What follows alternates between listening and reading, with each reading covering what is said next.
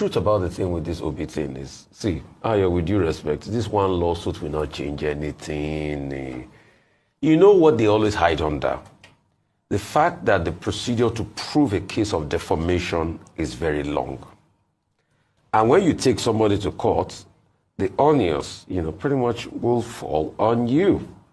So it's a very long-ended process. And they act on that to do it. But you see, I'm not surprised. You have a lot of government officials, people that have been paid with their taxpayers' money, right, also defaming people, spokesmen. Yeah. That's the society. But you see, the hypocrisy about all of this is the same government officials that are calling for the social media space to be sanitized. Yeah. They are the ones that are using it to defame people, which we have empirical proof. Dr. Martin, there is a Cybercrime Act law that has just been passed recently. In fact, that cybercrime rule, I know a government spokesman that has violated that. If I'm to activate the cybercrime rule today, the cybercrime law, but nothing will be done. So what I've come to listen to them is and see. So what I've come to say, if I can advise you, Mr. Peter Obi, with due respect, withdraw that case from court. Do not give anybody any chance to look very influential more than they are, because it's a waste of your time. Don't glorify them. Wait, Ayo. As of today, Deji is on channel. He went on channels to talk about that in this morning. So don't glorify these people. Just ignore. It's public space. They will say things against you. If you can't stand it, you don't get education. Mr. Peter Obi, withdraw that case. It's only in Nigeria that you borrow, you don't have a house, you don't have anything, and you become governor. And suddenly you build big house, buy all the cars with their money, even invite them for Thanksgiving with their bishop and everybody. They are singing and dancing with you when they should call police because they know you stole their money. And that is why I say you don't need to celebrate. We have a country that is going through difficulty. No country in the world will not go through what we are going today. When you have over 100 million people living in poverty, the highest in anywhere in the surface of the earth. Nigeria have more people living in poverty than China and India combined. These two countries combined is 2.8 billion. We are 200 million. But we have more people living in poverty than two of them combined. Nigeria, as of yesterday, had 18.5 million children out of school, out of which 10 million are women.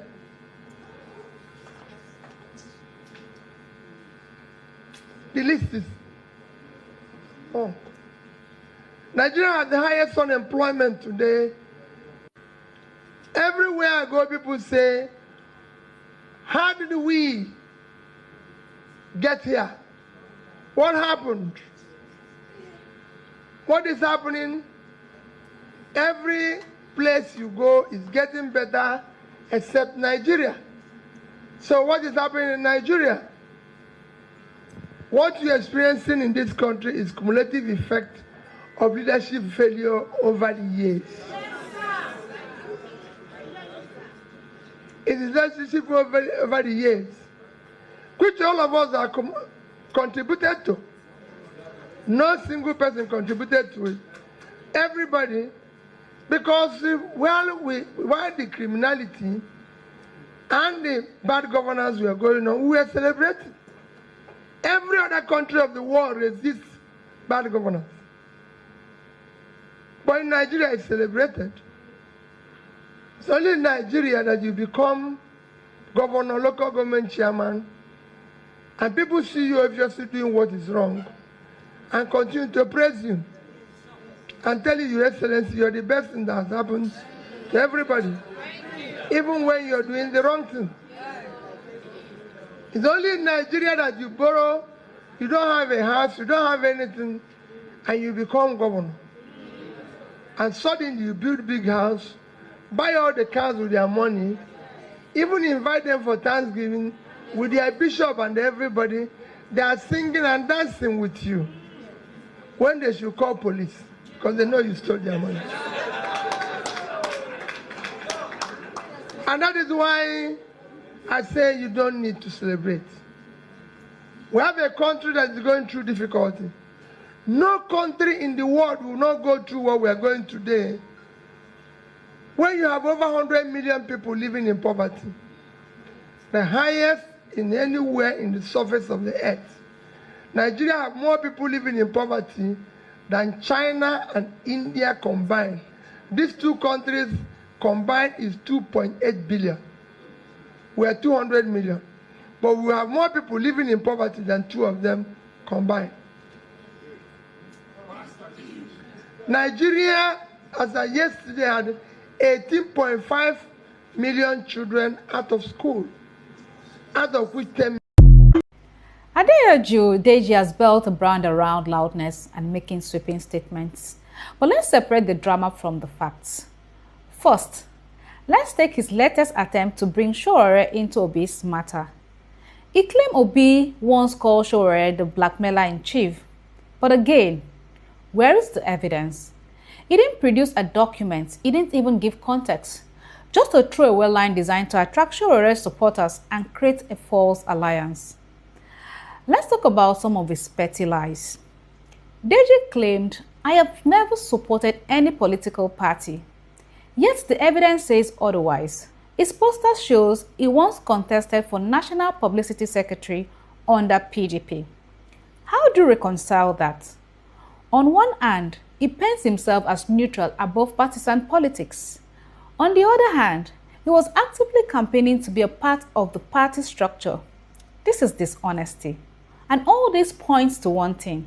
His court is social media and his judge is public opinion. If he wants reconciliation, he runs to social media figures. Today is Traore, tomorrow it could be very dark man. Deji, being barely 2 years at bar, explains some of his shocking legal blunders. Imagine the case of Comfort Emerson versus Ibrahim. Deji argued that Ibrahim had no right to ban Comfort based on freedom of movement. But this is laughable. Freedom of movement protects citizens from unlawful restriction by the state, not from private businesses, enforcing safety and order. Even a first-year student would know that, but definitely not Deji.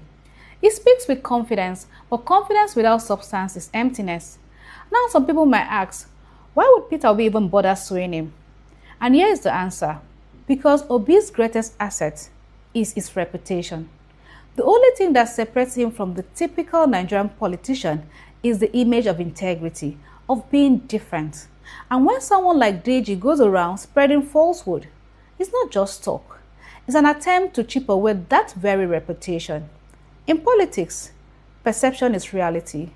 And if you don't defend your reputation, your silence will be misinterpreted as admission. Take a moment and think of this point.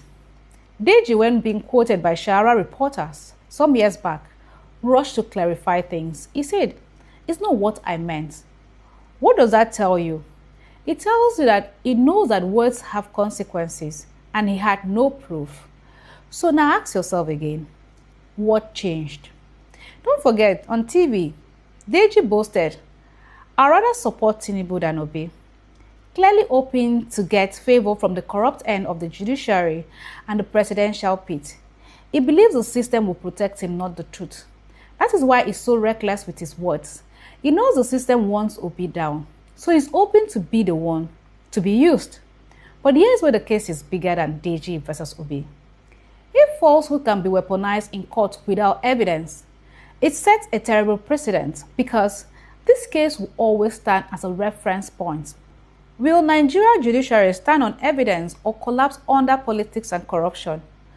That's exactly why Obi must act, because if lies are allowed to stand as truth, then integrity, the one thing Obi represents, dies. Let's keep the calm from the judiciary. It's the truth at a time. Take care.